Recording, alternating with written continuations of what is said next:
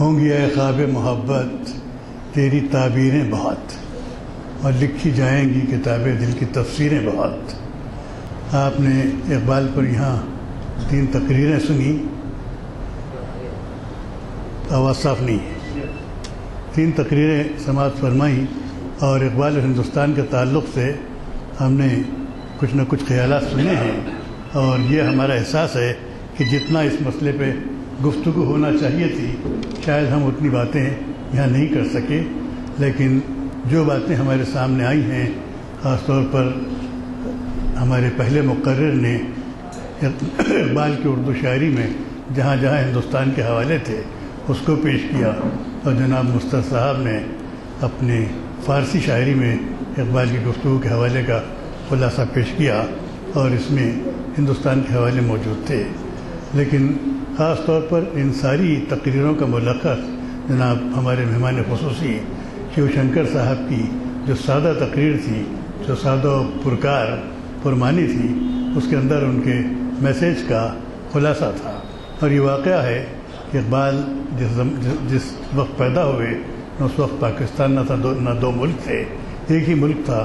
انہوں نے یہ دنیا دیکھی نہیں، سارا تصور پاکستان ان کے انتقال سے 5-6 سال پہلے گفتگو میں آیا تھا، اور ان کی ساری فکر خلاصہ یہ تھا کہ وہ ہندوستان کو سمجھتے تھے کہ ہندوستان ایک ایسی سرزمین ہے جس نے دنیا کو بہت کچھ دیا ہے فکری حیثیت سے، یہ ایک لمبی کہانی ہے، اور اب بھی ہندوستان آنے والی دنیا کے جو مسائل ہیں اس کے اندر اگر کوئی روشنی دکھا سکتا ہے، جس کا ہمارے امتیاز الدین صاحب نے پیش کیا کہ شعاع امید میں کہ امید کی آخری کرن اس بگڑی ہوئی دنیا میں ہے، تو اقبال کی شاعری میں یا ان کی فکر میں ہے، اور ان کی فکر کسی مسلک سے متاثر ہو وہ ہندوستان سے بہرحال متعلق ہے۔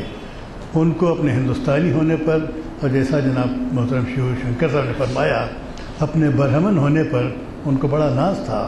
فارسی میں تو انہوں نے کہا تھا مرا بنگر کہ در ہندوستان دیگر نبی بینی، برہمن زادے رمز آشنائے روم و تبریز است، ذرا مجھے دیکھو کہ ہندوستان میں میرا ویسا دوسرا نہیں ملے گا کہ میں ایک برہمن زادہ ہوں اور روم اور تبریز کے راز جانتا ہوں۔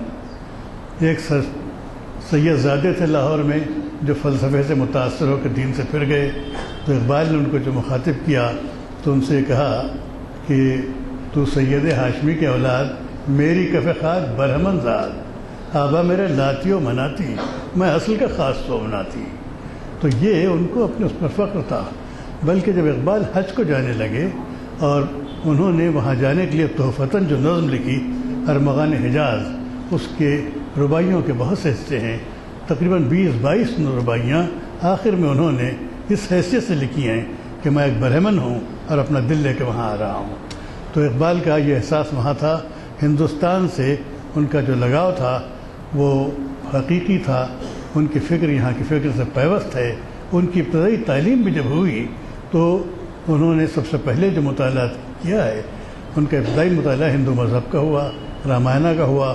جوانی میں ان کی بڑی خواہش تھی کہ رامائن کا منظوم اردو ترجمہ کریں، اس کے لحاظ سے انہوں نے سنسکرت سیکھنا شروع کی، بہت کچھ کیا۔ چنانچہ گایتری ان کی جو نظم ہے اسی زمانے تعلیم کا ایک اثر ہے، اور اس کے بعد پھر انہوں نے اپنے پی ایچ ڈی کے لیے جوانی میں جو موضوع لیا تھا وہ تھا development of meta physics in پرجیا۔ اگر آپ اس تھیسس کو پڑھیں گے تو اس کے اندر ان کی مابعد الطبیع جو فکر ہے میٹا فزیکل، وہ بیشتر ہندوستانی تصورات سے ہم آہنگ ہے، اور بار بار اس کے ریفرنس پڑھتے ہیں۔ اقبال ایک مفکر تھے جنہوں نے مشرق اور مغرب دونوں کو ملایا ہے۔ یہ وہ دور تھا کہ ہندوستان کے علاوہ دنیا کی ساری تہذیبیں ایک دوسرے کے ساتھ مل جل رہی تھیں۔ وہاں ایک مسئلہ آتا تھا قومیت کا۔ قومیت کے 2 مسئلے ہیں کہ اقبال نے قومیت کے بارے میں کچھ نظمیں لکھی ہیں اور اس کا انہوں نے انکار کیا ہے، لیکن یہی کام گاندھی جی نے بھی کیا، ٹیگور نے بھی کیا۔ آپ ٹیگور کی نظم جب پڑھتے ہیں، گیتانجلی میں ان کا گیت ہے where the mind is without fear, where the head is held high, where the world has not been broken into narrow fragments by domestic walls, into such heaven of freedom, my father, let my country awake۔ Tagore بھی اس کے اندر ایک state لیس world چاہتے ہیں، इसी ज़माने में गांधी जी ने लिखा था, गोपी चंद धावन की किताब पढ़ी है, पॉलिटिकल थॉट ऑफ गांधी। उसमें उन्होंने सरियन ये बताया कि गांधी जी एक ऐसी सोसाइटी चाहते थे जो क्लासलेस हो, और एक ऐसी दुनिया चाहते थे जो स्टेटलेस हो। मगर ये क्लासलेस सोसाइटी और स्टेटलेस वर्ल्ड का जो तस्वुर है, ये एक प्रैक्टिकल चीज़ नहीं है, बल्कि ये इन शायरों की और इन सोचने वालों की एक आइडियलिस्टिक फ़ज़ा है, उनका तस्वुर है। उस तस्वुर का अमली शक्ल नहीं हो सकती। और वतनियत के बारे में इकबाल ने जो नज़्म लिखी वो 1905 में लिखी है, जबकि हिंदुस्तान में कौमियत का मसला ही नहीं आया था। और उन्होंने वतनियत के बारे में उस वक्त लिखा कि इस दौर में मैं और है, जाम और है, जम और, तहज़ीब के आज़र ने तरशवाए सनम और, इन ताज़ा खुदाओं में बड़ा सबसे वतन है, जो पैरहन इसका है वो मज़हब का कफन है। इसका ताल्लुक़ हिंदुस्तानी कौमियत से नहीं है, बल्कि अगर आप पढ़ें तो यूरोपीय तारीख़ में 19वीं सदी के आखिर और 20वीं सदी के इब्तिदा में जो कौमियत के ऊपर गुफ्तगू हो रही थी, ये ख़यालात मगरिब के लोगों ने भी कहे हैं। इकबाल ने जिस ज़माने में वो यूरोप में मुकीम थे, उस ज़माने में ये नज़्म कही है। तो शायर के कलाम को जब देखा जाए तो उसकी आइडियलिस्टिक सतह अलग है, उसकी अमली सतह अलग है। तो इकबाल का जो कुछ कलाम है, उन्होंने उन्हीं लाइन पर सोचा जिस लाइन पर टैगोर ने सोचा, जिस लाइन पर गांधी ने सोचा, कौमियत के आइडियलिज़म पर। और उस ज़माने में ख़ुद यूरोप भी सोच रहा था। उसी ज़माने में वेंडल विल्की की किताब आई थी, वन वर्ल्ड, पहली दफ़ा एक कॉन्सेप्ट आया। फ्रेडरिक एल शूमन ने लिखा, टू वर्ल्ड्स, वन और नन, क्योंकि रूस और अमेरिका का झगड़ा इतना चल रहा था। और अब तो हम ग्लोबलाइजेशन की इस फ़ज़ा में आए हैं कि हमको आलमी फ़िक्र से हम करीब हो रहे हैं। और मेरा ख्याल है कि आलमी फ़िक्र का शायर हमको अगर मिलेगा इस वक्त भी, तो इकबाल के अलावा शायद ही मुश्किल से कोई इतनी बड़ी फ़िक्र के शायर मिले, क्योंकि इसने सबसे पहले मशरिक़ और मग़रिब दोनों की फ़िक्र को हमकिनार किया है। और मशरिक़ी फ़िक्र में उनकी जो फ़िक्र है वो हिंदुस्तान है। और उन्होंने, ज़ाहिर बात है वो मुसलमान थे, उन्होंने इस्लामी फ़िक्र को भी आगे पेश किया है। और हिंदुस्तान के बहुत से लोग थे जिन्होंने अपने अपने मज़हब को पेश किया है। टैगोर के यहाँ हिंदू मिथोलॉजी बहुत कुछ है, लेकिन इसकी वजह से ये नहीं है कि वो एक उसमें महदूद हो गए हैं, बल्कि उनके बयान के उसक अपनी जगह मौजूद है। इकबाल ने इस्लाम के बुनियादी अक़दार को लेकर, खुदा एक है, इंसानियत एक है, इस तरीके से उन्होंने वहदत को और मसावत को फैलाने की जो कोशिशें की हैं, हमको उस पर सोचना है। वो मुल्ला नहीं थे। ये और बात है कि इकबाल का बहुत बड़ा इस्तेमाल मुल्ला करते हैं।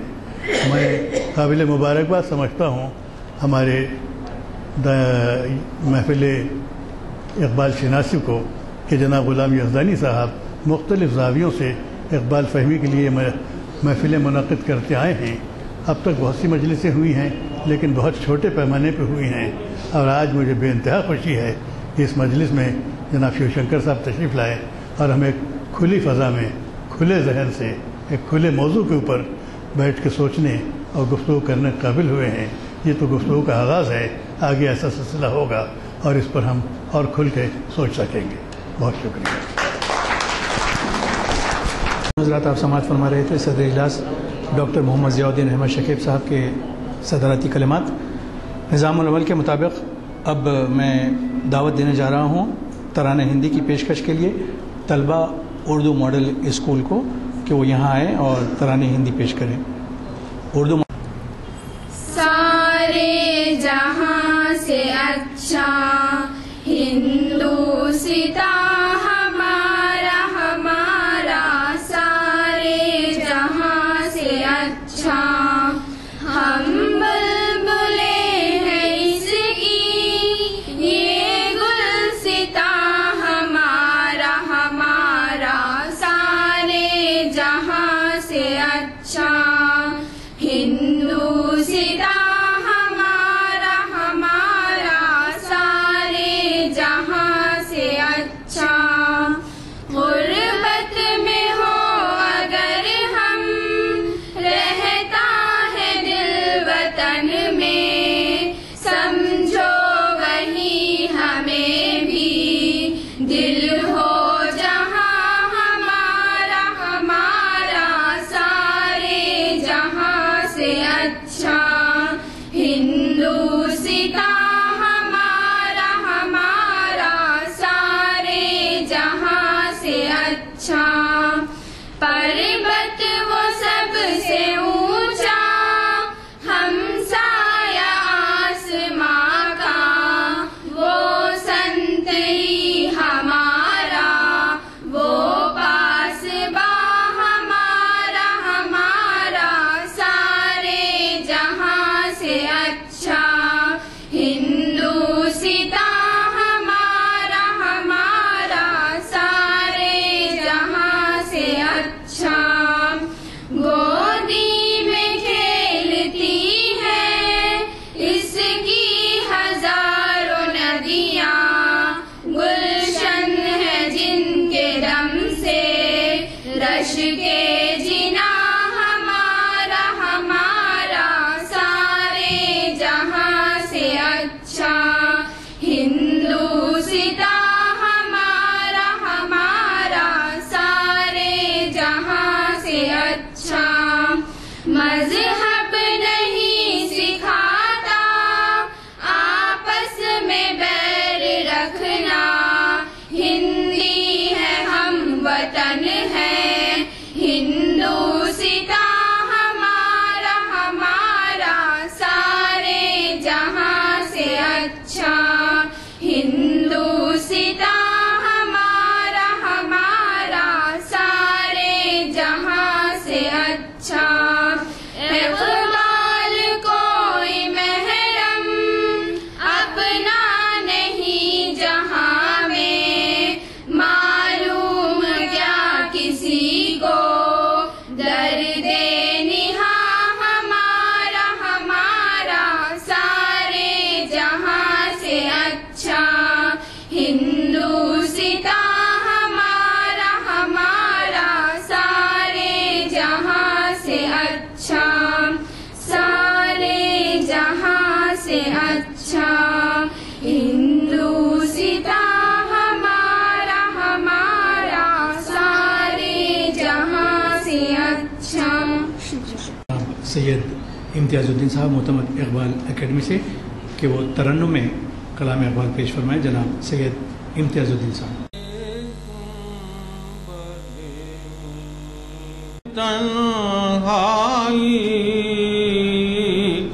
ये गुंबद मीनाई, ये आलम तन्हाई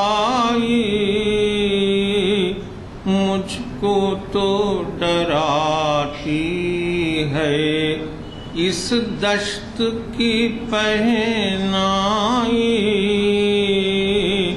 मुझको तो डराती है। भटका हुआ राही मैं, भटका हुआ राही तू,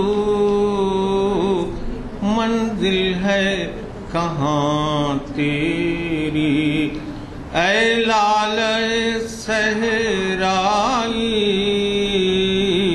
मंजिल है कहाँ तेरी ऐ लाल सहराई।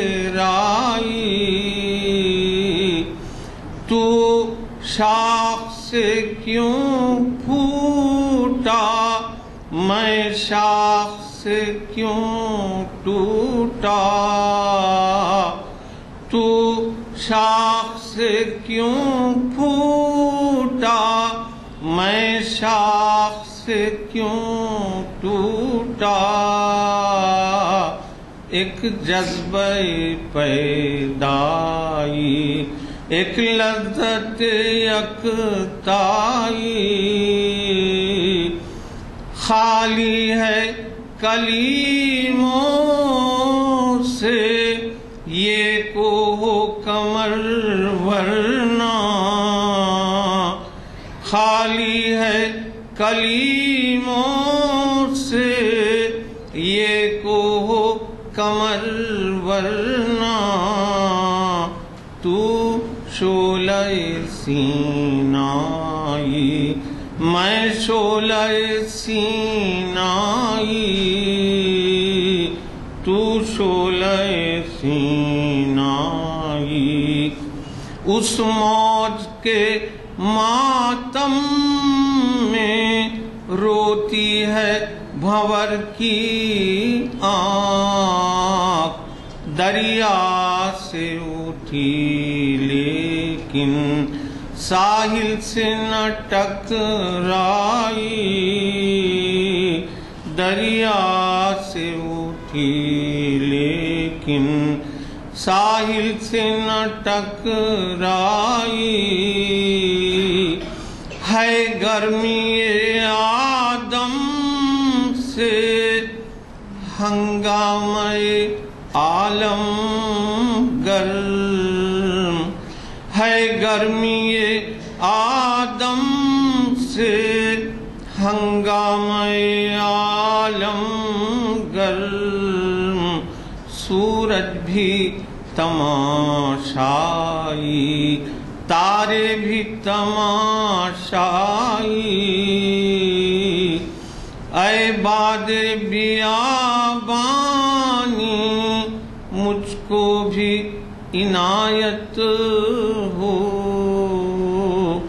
اے باد بیابانی مجھ کو بھی عنایت ہو،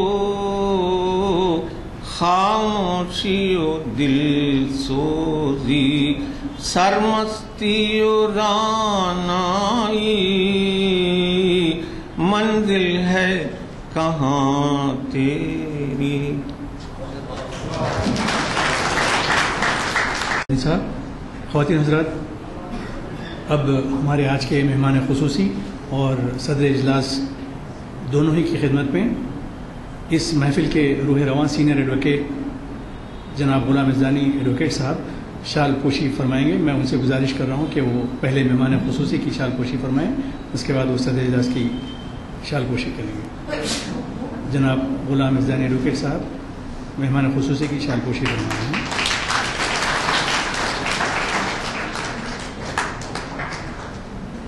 اور اب وہ صدر اجلاس کی شال پوشی فرمائیں گے۔